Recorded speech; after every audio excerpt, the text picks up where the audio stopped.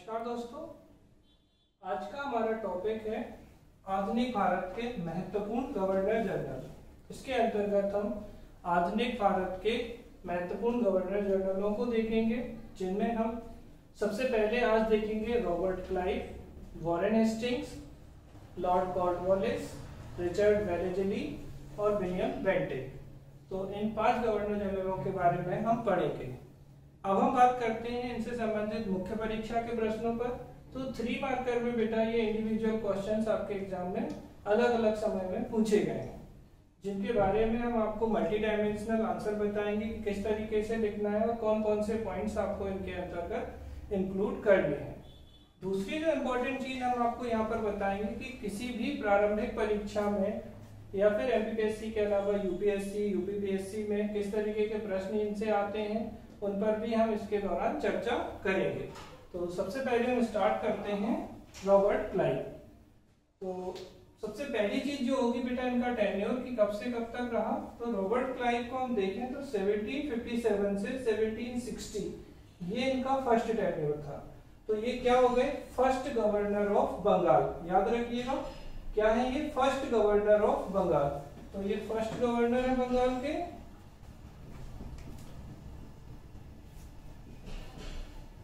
ठीक है, second tenure हम इनका क्या देखेंगे 65 से 67। तो इनके समय में जो महत्वपूर्ण चीजें हुई हैं उन पे चर्चा करेंगे, जैसे कि सबसे पहले 23 जून 1757 को बैटल ऑफ प्लासी के युद्ध में रॉबर्ट क्लाइव ने भाग लिया और बंगाल के नवाब सिराजुद्दौला को पराजित किया। तो एक इंपॉर्टेंट घटना क्या हो जाती है इनके समय में, प्लासी का युद्ध।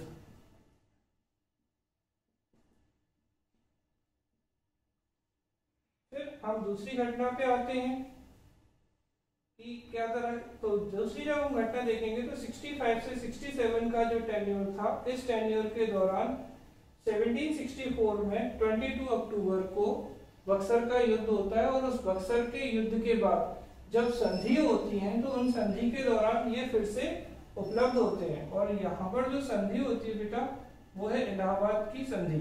तो इलाहाबाद की जो संधि है उनमें 2 संधि होती हैं, इलाहाबाद की संधि प्रथम और इलाहाबाद की संधि सेकंड। तो फर्स्ट और सेकंड ट्रीटी ऑफ इलाहाबाद की हम बात करेंगे। तो 12 अगस्त 1765 को फर्स्ट संधि हुई और सेकंड जो संधि हुई है वो 16 अगस्त 1765 को हुई है। अब यहाँ पे एक महत्वपूर्ण बात क्या है बेटा, इलाहाबाद की संधि। तो अगर आपसे पूछा जाए कि बक्सर के युद्ध के बाद कौन सी संधि हुई, तो इलाहाबाद की संधि। और कितनी संधि हुई है, तो 2 संधि। तो पहली संधि जो हुई है बेटा वो 12 अगस्त 1765 को हुई है और किसके बीच हुई, तो मुगल बादशाह शाह आलम सेकंड, अच्छे से याद रखिएगा ये बहुत बार पूछा गया है, शाह आलम सेकंड और रॉबर्ट क्लाइव के बीच में हुई है। तो किसके बीच में हुई है संधि, रॉबर्ट क्लाइव और शाह आलम सेकंड के बीच में। इस संधि के प्रावधान भी आपके लिए बहुत महत्वपूर्ण हो जाते हैं, तो उन प्रावधानों को भी मैं बता देता हूं क्योंकि ये क्वेश्चन भी आपके मेंस में पूछा जा चुका है, इलाहाबाद की संधि। तो पहला जो प्रावधान था, शाह आलम सेकंड अंग्रेजों को बंगाल, बिहार और उड़ीसा के दीवानी अधिकार देंगे। तो समझ में आई आपको, दीवानी rights of Bengal, Bihar and Orissa, ये किसको देंगे, रॉबर्ट क्लाइव को। अब बात आती है कि रॉबर्ट क्लाइव इन्हें क्या देंगे, तो इनको बेटा 26 लाख रुपीस ईयरली पेंशन, तो 26 लाख रुपए पेंशन देंगे। और इसके अलावा इन्हें इलाहाबाद और कड़ा का क्षेत्र दिया जाएगा। क्या दिया जाएगा बेटा, 26 लाख रुपए पेंशन और दूसरा है इलाहाबाद और कड़ा का क्षेत्र इनको दिया जाएगा। रिपीट कर लेते हैं, इलाहाबाद की संधि 12 अगस्त 1765 किनके बीच, रॉबर्ट क्लाइव और शाह आलम सेकंड के बीच। इसके प्रावधान, तो प्रावधानों में हम देखेंगे सबसे पहले बंगाल, बिहार और उड़ीसा के दीवानी अधिकार अंग्रेजों को देंगे शाह आलम सेकंड। शाह आलम सेकंड को क्या मिलेगा, तो 26 लाख रुपए वार्षिक पेंशन और दूसरी चीज होगी इलाहाबाद और कड़ा का क्षेत्र। तो ये हो जाता है बेटा इलाहाबाद की संधि का पहला वाला भाग। अब आते हैं इलाहाबाद की संधि सेकंड में। तो ये 16 अगस्त 1765 को हुई है और ये अवध के नवाब, याद रखिएगा सिराजुद्दौला नहीं है, ये शुजा-उद-दौला कंफ्यूज जाते हैं बहुत सारे बच्चे सिराजुद्दौला और शुजाउद्दौला। तो ये है अवध के नवाब, नवाब ऑफ अवध शुजाउद्दौला। इन्होंने बक्सर के युद्ध में भाग लिया था और हारने के बाद संधि होती है शुजाउद्दौला और रॉबर्ट क्लाइव के बीच में 16 अगस्त 1765 को। और इस संधि के जो प्रावधान है वो भी आपको ध्यान रखने पड़ेंगे। तो सबसे पहले इनसे क्या लिया जाएगा, इनके ऊपर 50 लाख रुपए का युद्ध हर्जाना, तो 50 लाख का युद्ध हर्जाना इन्हें देना होगा। दूसरी चीज, इन्हें इलाहाबाद और कड़ा का क्षेत्र शाह आलम को देंगे, ये अंग्रेजों को देंगे और अंग्रेज शाह आलम को देंगे। और तीसरा है चुनार का किला, इनसे चुनार फोर्ट जो है वो ले लिया जाएगा। तो इस तरीके से तीन महत्वपूर्ण चीजें देखी आपने इलाहाबाद की संधि द्वितीय में। किनके बीच होती है, तो रॉबर्ट क्लाइव और शुजाउद्दौला के बीच में होती है। पहला प्रावधान है इनसे इलाहाबाद और कड़ा क्षेत्र ले लिया जाएगा। दूसरा 50 लाख रुपए युद्ध हर्जाना है, तो वॉर पेनल्टी लगेगी इनके ऊपर। और तीसरा है चुनार फोर्ट, तो चुनार का किला शुजाउद्दौला से ले लिया जाएगा। इसके अलावा अंग्रेज अवध क्षेत्र में करमुक्त व्यापार भी कर सकते हैं। तो इस तरीके से बेटा हमने इलाहाबाद की संधि प्रथम और द्वितीय को देख लिया। तो ये रॉबर्ट क्लाइव से संबंधित महत्वपूर्ण बातें थी। First governor of Bengal, Plassey का युद्ध जिसके समय में हुआ, इलाहाबाद की प्रथम और द्वितीय संधि इसके समय में हुई है। और तीसरी बात हम करेंगे तो द्वैध शासन, तो इसने बंगाल में द्वैध शासन व्यवस्था को लागू किया था। तो डायरकी जो है वो लागू करेगा। तो इस तरीके से आपका ये रॉबर्ट क्लाइव वाला क्वेश्चन कंप्लीट हो जाता है। गवर्नर जनरल की हम बात करते हैं बेटा वॉरेन हेस्टिंग। तो सबसे पहले हम इनका टेन्योर देखेंगे 1772 से 85। अब यहाँ पर आपको इनके दो टेन्योर दिख रहे होंगे जो हमने बाइफरकेट किए हैं, 1772 से 73 और 73 से 85। बेटा जब वॉरेन हेस्टिंग आए थे तो ये क्या थे, बंगाल के गवर्नर थे। याद रखिएगा अच्छे से, क्या थे, गवर्नर थे ये, किसके, बंगाल के। तो गवर्नर ऑफ बंगाल, यानी कि ये लास्ट गवर्नर है। अभी बताऊंगा मैं कैसी ये लास्ट गवर्नर है बंगाल के। 1773 में जब रेगुलेटिंग एक्ट आ जाता है तो इस रेगुलेटिंग एक्ट के द्वारा बंगाल के गवर्नर को गवर्नर जनरल में परिवर्तित कर दिया जाता है। अब ये क्या बन जाएंगे बेटा, गवर्नर जनरल। ठीक है, तो याद रखिएगा गवर्नर जनरल बन गए हैं। और ये स्टार्टिंग में 1772 से 73 के बीच में ये गवर्नर रहेंगे बंगाल के। और ये बंगाल के अंतिम गवर्नर है। तो एक पॉइंट हो गया आपका लास्ट गवर्नर ऑफ बंगाल, और दूसरा हो गया लास्ट की जगह अब क्या आएगा, जब यहाँ 73 में क्या होगा, ये गवर्नर जनरल, तो first governor general of Bengal. तो यहाँ पर ये लास्ट गवर्नर ऑफ बंगाल है और यहाँ पर first governor general of Bengal. यानी अब 1773 के रेगुलेटिंग एक्ट में प्रावधान किया गया था कि जो बंगाल का गवर्नर है उसे अब बंगाल के गवर्नर जनरल कहा जाएगा तथा मद्रास और बॉम्बे को इसके अंतर्गत किया जाएगा। क्लियर है आप लोगों को यहाँ तक? तो इस तरीके से हमने एक बात ये समझ ली कि क्या है ये। अब हम इनके टेन्योर के बारे में अन्य चीजों को देखेंगे।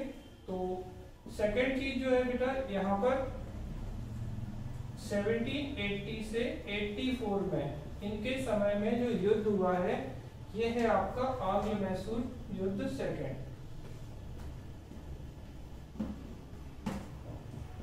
तो इन्हीं के समय में द्वितीय आंग्ल मैसूर युद्ध हुआ 1780 से 84 के बीच में। एक और युद्ध देखते हैं हम 1775 से 82 के बीच में हम बात करेंगे। तो प्रथम आंग्ल मराठा युद्ध क्या है बेटा, ये फर्स्ट एंग्लो मराठा वॉर। तो इसको भी आप अच्छे से याद रखेंगे, फर्स्ट एंग्लो मराठा वॉर। तो इनके समय में अब फर्स्ट एंग्लो मराठा वॉर जो था वो किससे शुरू हुआ था, तो बेटा ये सूरत की संधि से शुरू होता है और ये कहाँ खत्म होता है, सालवाई की संधि पर ये समाप्त हो जाता है। तो इसके समय में अब क्या क्या हो गया, हमने क्या देखा, पहला गवर्नर, तो ये पहला गवर्नर जनरल बन गया बंगाल का। बंगाल का अंतिम गवर्नर जनरल हो गया। इसके समय में रेगुलेटिंग एक्ट आया। इसके समय में आंग्ल मैसूर युद्ध हुआ है सेकंड, और प्रथम आंग्ल मराठा युद्ध हुआ, सूरत की संधि, सालवाई की संधि। ये जो चीजें हैं ये आपकी वॉरेन हेस्टिंग्स से संबंधित हैं। अभी थोड़ी देर पहले हमने पढ़ा था द्वैध शासन, इसे बोलते हैं बेटा डायरकी। तो जो डायआर्की बंगाल में रॉबर्ट क्लाइव ने स्टार्ट की थी, इसने डायआर्की या द्वैत शासन को समाप्त कर दिया। तो एबोलिश डायआर्की इन बंगाल, तो बंगाल में इसने द्वैत शासन को समाप्त कर दिया था। तो इस तरीके से बेटा ये वॉरेन हेस्टिंग कंप्लीट होता है। हम लोग आते हैं नेक्स्ट गवर्नर जनरल पे, लॉर्ड कॉर्नवालिस। कॉर्नवालिस काफी महत्वपूर्ण है, इन्हें भारत में सिविल सेवाओं का जनक भी कहा जाता है, father of Indian civil services. इनका टेन्योर देखें 1786 से 93 के बीच में है। और इनके समय में हम महत्वपूर्ण बात करें तो एक है आपका परमानेंट सेटलमेंट, इसे बोलते हैं बेटा हिंदी में स्थायी बंदोबस्त या जमींदारी व्यवस्था। तो इनके समय में स्थायी बंदोबस्त आया, बहुत ज्यादा इंपॉर्टेंट क्वेश्चन है, कई बार आपके एग्जाम में पूछा गया स्थायी बंदोबस्त किसके समय में आया और कब आया।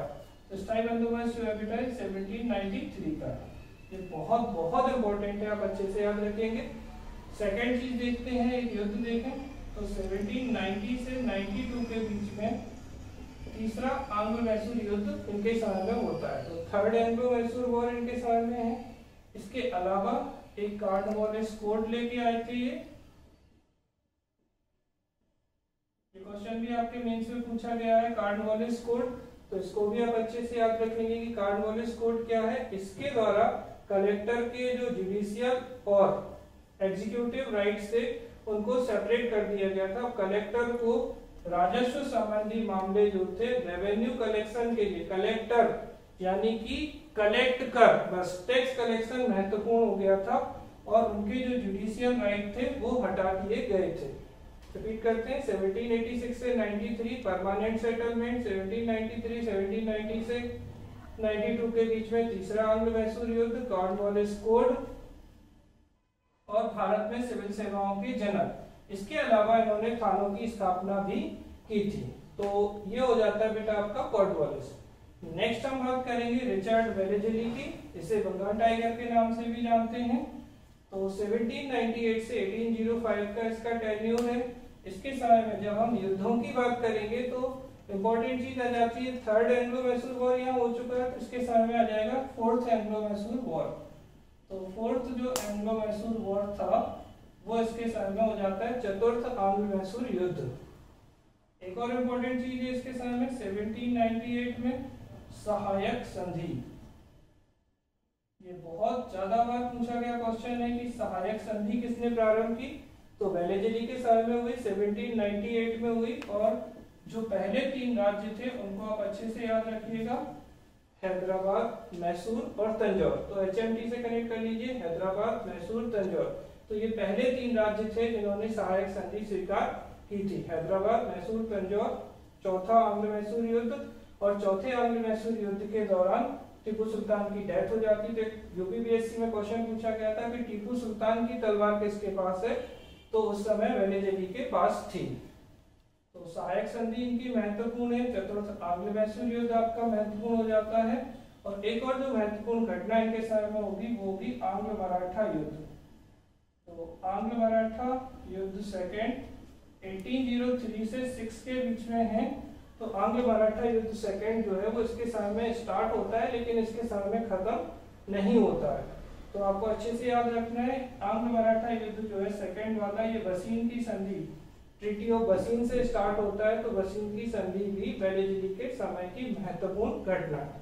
गवर्नर जनरल की हम बात करेंगे बेटा, तो विलियम बेंटिक हैं, काफी महत्वपूर्ण गवर्नर जनरल है और इनपे कई सारे क्वेश्चंस आपके एग्जाम में पूछे गए हैं। इनके हम टेन्योर की बात करते हैं तो 1825 से 35 के बीच में। इनके टेन्योर को हम जिस तरीके से हमने वॉरेन हेस्टिंग के टेन्योर को डिवाइड किया था उसी तरीके से जब ये 1828 में आए और 33, तो 1833 का बेटा चार्टर बहुत महत्वपूर्ण है, चार्टर एक्ट। इस चार्टर एक्ट के द्वारा क्या किया गया था, ये बंगाल के अंतिम गवर्नर जनरल है। क्या है बेटा, बंगाल के अंतिम गवर्नर जनरल, याद रखिएगा गवर्नर जनरल। तो last governor general of Bengal तथा ये भारत के प्रथम क्या है, प्रथम गवर्नर जनरल। किसके हैं बेटा ये, तो भारत के प्रथम गवर्नर जनरल है। ये बात आप बहुत अच्छे से याद रखिएगा। मतलब last governor general of Bengal and first governor general of India. तो भारत के प्रथम गवर्नर जनरल है। 33 से 35 के टेन्योर में ये गवर्नर जनरल ऑफ इंडिया होंगे, जबकि 1828 से 33 के बीच में हम इन्हें गवर्नर जनरल ऑफ बंगाल के रूप में देखेंगे। और ये कैसे किया गया, तो 1833 के चार्टर के माध्यम से जो बंगाल का गवर्नर जनरल था बेटा, उसे भारत का गवर्नर जनरल बना दिया गया। मतलब हम कह सकते हैं कि यहाँ पर केंद्रीकरण या कैसा दिखाई दे रहा है आपको, सेंट्रलाइजेशन दिखाई दे रहा है, क्योंकि अभी जो गवर्नर जनरल था वो केवल बंगाल का था, अब ये भारत के गवर्नर जनरल बन गए। तो एक पॉइंट हो गया आपका बंगाल के अंतिम गवर्नर जनरल, दूसरा पॉइंट हो गया भारत के प्रथम गवर्नर जनरल, तीसरा पॉइंट हो गया इनके सामने 1833 का चार्टर आया। अब हम इनके महत्वपूर्ण कामों को देख लेते हैं। 1829 में दो महत्वपूर्ण चीजें हैं। पहला है सती प्रथा यानी कि सती सिस्टम।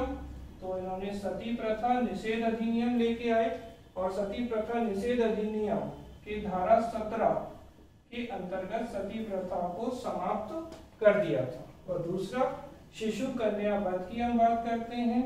तो ये जो शिशु कन्या वध या शिशु वध है, इसके लिए भी प्रावधान लेके आए थे और इसके द्वारा शिशु कन्या वध को प्रतिबंधित कर दिया गया था। तो ये दो महत्वपूर्ण कार्य आपके मेंस में पूछा जा चुका है विलियम बेंटिक। इसके अलावा सती प्रथा भी आपके मेंस का क्वेश्चन है जो पूछा जा चुका है। और तीसरा क्वेश्चन है चार्टर एक्ट 1833। ये तीनों ही क्वेश्चंस आपके एग्जाम्स में लगातार पूछे गए। नेक्स्ट हम बात करेंगे 1829 में ये महत्वपूर्ण हो गया सती प्रथा और शिशु कन्या वध। फिर हम इनके सामने और सारी चीजें देखें कि 28 से 33 तक क्या किया और उन्होंने 33 से लेकर 35 तक क्या किया। तो चार्टर एक्ट 1833 आ गया और इस चार्टर एक्ट के द्वारा अब जो भी कार्य होंगे इन्हीं के टेन्योर में होंगे। तो यहाँ पर एक विधि आयोग की स्थापना की जाती है। आपको अच्छे से याद रखना है, फॉर्मेशन ऑफ लॉ कमीशन, और उसके जो अध्यक्ष हैं वो है लॉर्ड मैकाले। तो ये भी आपको अच्छे से याद रखना है। इसके सदस्य के रूप में इन्होंने किसको बनाया, तो लॉर्ड मैकाले को बनाया। ये काफी महत्वपूर्ण है और यही अंग्रेजी शिक्षा के जनक के रूप में जाने जाते हैं। तो इस तरीके से हम विलियम बेंटिक के बारे में महत्वपूर्ण बातों को पढ़ेंगे। 1828 से 33 तक ये बंगाल के अंतिम गवर्नर जनरल के रूप में, 33 से 35 में ये प्रथम गवर्नर जनरल बन जाएंगे भारत के। 1833 का चार्टर इनके सामने आया, सती प्रथा निषेध अधिनियम इनके सामने आया, शिशु कन्या वध, विधि आयोग की स्थापना और लॉर्ड मैकाले। तो ये हो जाता है आपका बेटा विलियम बेंटिक का। तो इस तरीके से हमने जो गवर्नर जनरल पढ़े, सबसे पहले हम लोगों ने रॉबर्ट क्लाइव के बाद हम लोगों ने वॉरेन हेस्टिंग, और वॉरेन हेस्टिंग के बाद हम लोगों ने कॉर्नवालिस और बेलेजली, और लास्ट में देखा हमने विलियम बेंटिक। इसके आगे के जो महत्वपूर्ण गवर्नर जनरल हैं वो अपने नेक्स्ट वीडियो में पढ़ेंगे। Thank you very much.